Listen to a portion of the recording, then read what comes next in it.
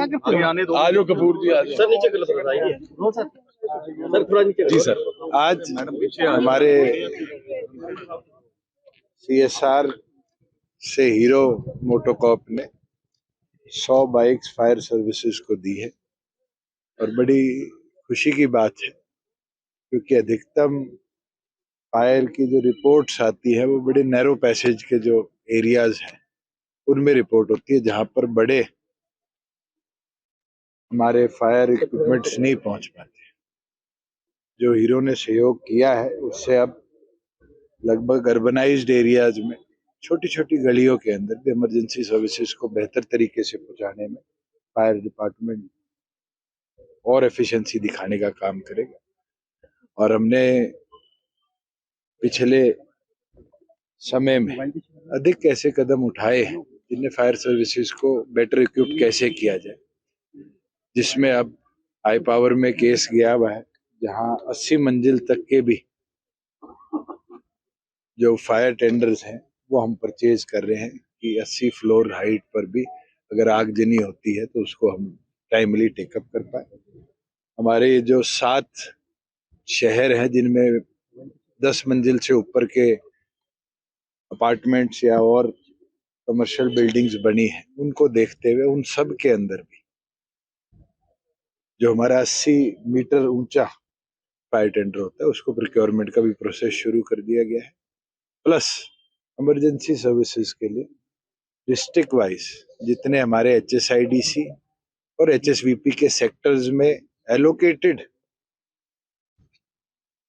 Fire station के spots थे उसको अब हमने प्रोसेस को टेकअप किया कि वो ट्रांसफर फायर डिपार्टमेंट के नाम हो जाए कि वहां पर भी फायर स्टेशन टाइमली कंस्ट्रक्ट हो पाए।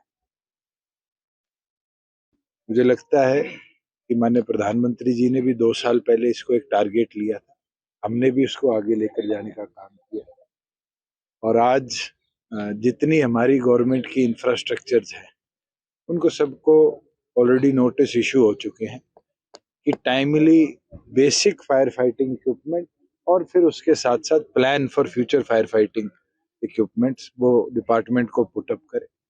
और अब धीरे धीरे जो हमारी यूनिवर्सिटीज हैं उनको भी नोटिस इशू कर दिए गए हैं, जितने हमारे और एजुकेशनल इंस्टीट्यूट्स हैं उनको भी हम नोटिस इशू कर रहे हैं क्योंकि जहाँ बड़ी संख्या में लोग रहते हैं वहाँ प्राइमरी फायर फाइटिंग इक्विपमेंट्स मुझे लगता है मैंडेटरी है और टाइमली उनको भी हम टेकअप करने का काम।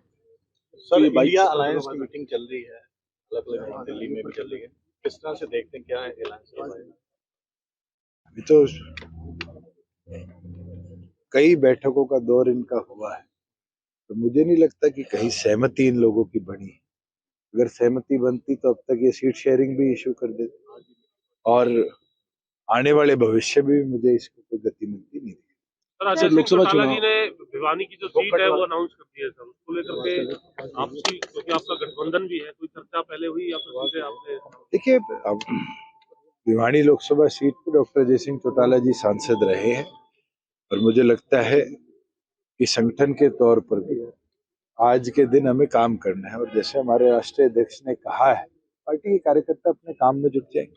तो लोकसभा चुनाव को लेकर किस तरह की तैयारी JJP ने शुरू कर दी है? हमारी 6 लोकसभा क्षेत्रों की रैलियां हो चुकी है, बचे लोकसभा क्षेत्रों के अंदर भी जल्द रैलियां करेंगे और मैं ये मानता हूँ कि कार्यकर्ता पूरी तौर पर तैयारी में है। हमारा प्राइमरी फोकस विधानसभा का है मगर विधानसभा का बेस लोकसभा बनेगा और उसके ऊपर सब। राजस्थान में इंडिपेंडेंट, राजस्थान में लोकसभा का मुझे नहीं लगता पार्टी लड़ने का निर्णय है, मगर हम अपने संगठन का जो विस्तार है, मैं पीछे भी बैठक लेके आया था, उसको चालू रखें। दिलबाग सिंह जी पकड़े गए हैं, उनके पास से करोड़ों रुपए और जो है हथियार बरामद हुए हैं, उस मामले में हरियाणा सरकार का मैटर नहीं है, ED का मैटर है। मुझे लगता है कि ED इस पे आपको बेटर ब्रीफ दे पाए। सर आप सभी लोकसभा सीटों पर लड़ेंगे बीजेपी के गठबंधन के साथ या अपने ही उम्मीदवार? अभी तो दोनों पार्टियां मिलकर फैसला करें। ट्रैक एंड ट्रेस को लेकर के भी एक मीटिंग करी है आज आप? देखिए सक्सेसफुली 1 महीने से ऊपर हो गया, प्रदेश भर में ट्रैक एंड ट्रेस लागू है और पीछे कंप्लेंट आ रही थी कि प्रोसेसेस स्लो थे, उसको एक्सपेडाइट करने के लिए डायरेक्शन दे दी गई थी। थोड़ा सा क्योंकि नई चीज थी इसमें ग्लिचेस टीथिंग प्रॉब्लम्स आती है और मुझे लगता है कि आज से सुचारू तौर पर आगे चलेगी। सर, भूपेंद्र सिंह हुड्डा का बयान आया है, मैं ना टायर्ड हूँ ना रिटायर्ड। मुझे लगता है एक कहावत है, राज और खाज तो खुद करे मजा आता है, और उस कहावत को देखते हुए मुझे नहीं लगता कि ये जितने टायर्ड रिटायर्ड के आसपास के लोग हैं ये हमारी जैसी पीढ़ी को आने देंगे। मैं तो ये मानता हूं कि जनता इस पे फैसला करेगी, और जिस तरह का ये जो 4 प्रदेशों में चुनाव हुआ है, ये जो ना टायर्ड ना रिटायर्ड वाली कैटेगरी के लोग हैं उन सबको जनता ने बाहर कर दिया।